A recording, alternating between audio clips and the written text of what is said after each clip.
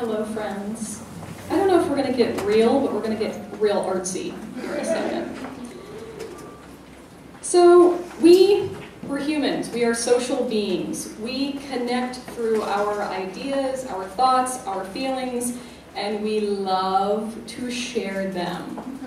Social media, Facebook, Twitter, they are successful because we love to share everything about our lives. We do this hourly, daily, by the minute. Some of you are on your phones right now tweeting that you're at a TEDx event. You're sharing that information. So as we continue to share every minute of every day, those are mini collaborations happening all the time. You are absorbing this other information and using that for new ideas and new opportunities every day. So we inherently collaborate as human beings, as social beings. I take that information, and as a dance artist, I use that. I feed off of everything that I see, that I read, that I feel, and I create from that.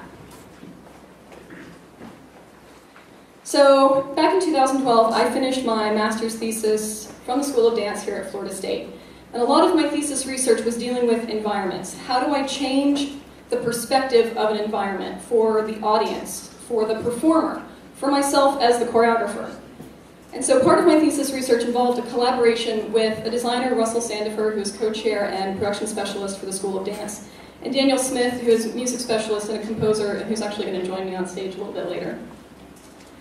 And so with that, with the research, I went to the designer, I went to Russell, and I asked him, let's look at our dance theater on campus. If you haven't been, you should go. It's really a great space. But it is a dance theater. It feels like a theater. The stage is separate from the audience. It just has that perspective to it. So how can we change that? How can I challenge the audience when they enter the space to see it differently? How can I change the space for myself to create differently? How can I perform differently? All of those things together. After a couple of ideas going back and forth, we came across the idea of a reflecting pool. We ended up building a 16-foot wide by 50-foot long, 2-inch deep reflecting pool in our dance theater. Kind of big deal. Yeah, a little bit of a massive undertaking. We then went to Dan as the composer and told him about our ideas, that we want to do this reflecting pool, the idea of this within this environment, within a space that not only does it not usually hold a pool, but not anything that size. And so we talked to him about this idea, and all of us met about different inspirations, different ideas, different reflecting pools, different images. Had a year and a half of meetings and rehearsals and successful ventures and complete and utter failures, and then added an indoor rain system. So after a year and a half, the work was complete.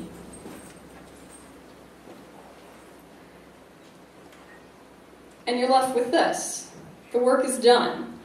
And it was successful, I think, many think. But it was successful because 3 artists came together along with an entire team of volunteers to work together to take on the massive undertaking.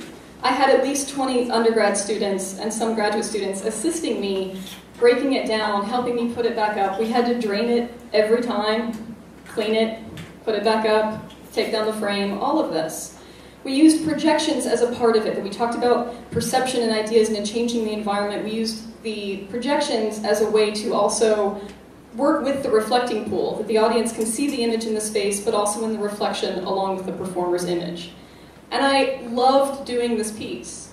I loved creating something collaboratively with other artists, that I was getting new ideas and new inspiration from them every minute.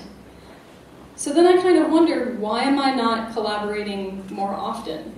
Why am I hesitant to do this every day? I love sharing this information. So why am I not doing this every day? As a dance artist, striving to make a living, doing what I do in my work, which is also my art, I run into the same thing that all artists do, that time, money, and resources are often in very short supply. But even on top of that, there's an odd feeling. There's an odd perspective that all of a sudden I'm competing with my fellow artists, the ones I'm collaborating with, for a small handful of jobs, for maybe an even smaller amount of money to make that career. So all of a sudden, my personal advancement, my career starts to trump over my artistic intent, my artistic preference, and my work ethic. And so I kind of hate that. Actually, not kinda. I hate that. That's gross. That's not a way that I want to continue to work to create better art. That a better job doesn't necessarily mean I'm creating better work. That in the current job market, I've become this jack of many trades, master of few, to accommodate that job market, but I'm not necessarily producing better work. I'm not necessarily helping society back by creating anything better for them. So I strive to continue to use collaboration at any chance that I get. That being said, I have two people in the audience that are going to join me on stage. One is a current grad student in the MFA program at the School of Dance here at FSU, Mackenzie Baird.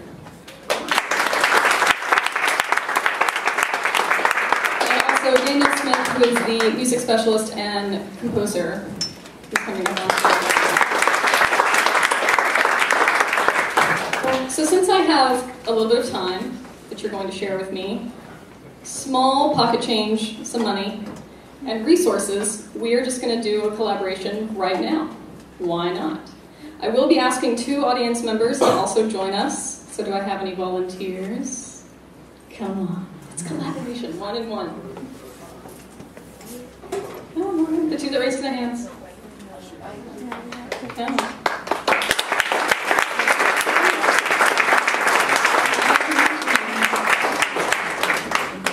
We were getting artsy. So what is your name? Jessica. Jessica, thank you, Jessica, and Phil. Fantastic. So, what we're going to do is all of these performers, all of these artists are going to close their eyes, including Dan. And I'm going to give them a word.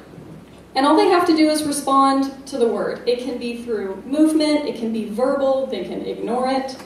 They have whatever response they want to have, okay? Knowing that your eyes are closed, and be careful. Yes? We're going to go through that word a few times, okay? You're going to have a beginning pose that you will always return to. Then we will go through and practice that word, trying to get it down and decide on a single response. It can be very quick, 2-3 seconds. Then we'll do another word, another, and we'll just kind of go on from there and add the collaboration. So, performers, close your eyes. Be careful. And your first word is conceal. Just respond to that word, conceal. And go back to your beginning pose. Eyes closed. Conceal. Again, respond to that word. And back to the beginning pose again. Conceal. And it can be the same thing every time. So you're choosing one. Whatever you feel responds is your personal response to this word. One last time, back to the beginning. And this is the one we're going to keep. Conceal. And stay there. Stay in this pose or in this key. And memorize where you are. The second word, deflate.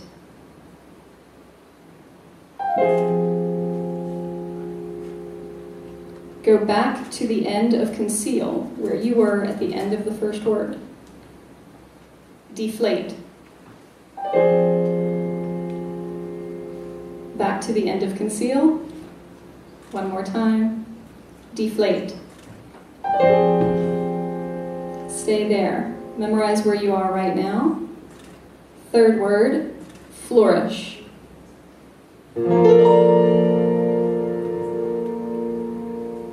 Go back to the end of deflate. Flourish.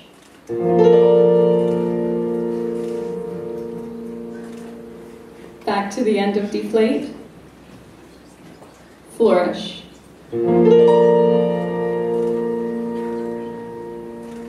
Go back to the beginning pose, the very, very beginning, before any of these words.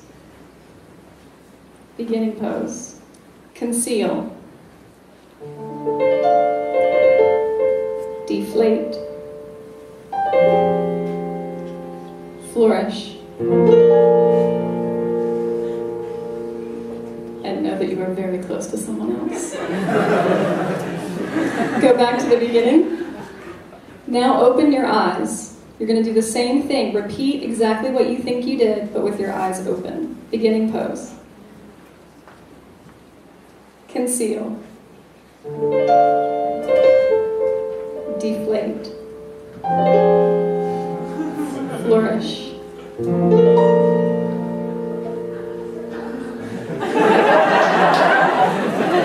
Can we give them a quick round of applause?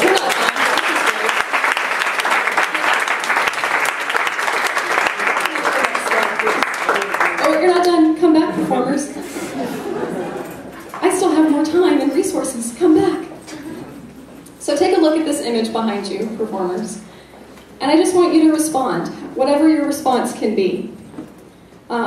It can be a verbal response, movement, ignore it, run away.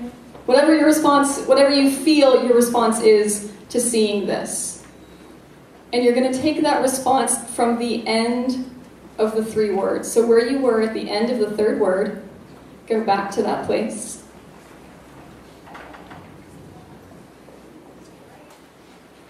Wherever that may be. And take a moment and just explore a reaction and a response to this image, and go.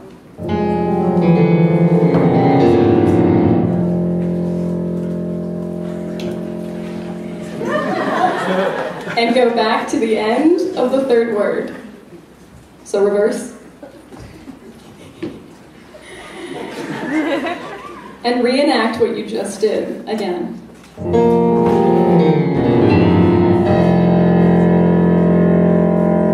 Fantastic. Can we go to the black slide, please? Stand up, go to the very beginning, and go all the way through. I'm not going to say the words this time, I'm just going to say go, and you're going to go through all three movements to the words, and your movement and reaction to the image. Yes? So beginning pose. Go.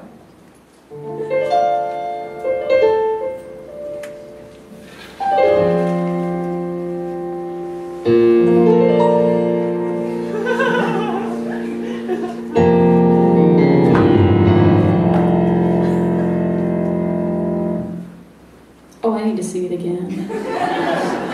It's so great. You didn't know you were volunteering for this when you got up here, did you? No idea. Welcome to collaboration. Here we go, one more time, just for fun. You never know what's going to happen. Beginning pose. Go.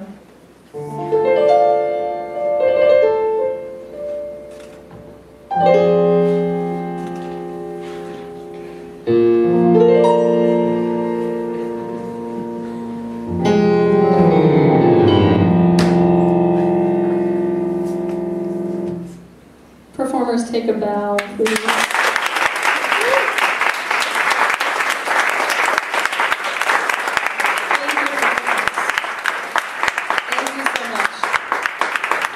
So I leave you with a challenge, not necessarily an idea.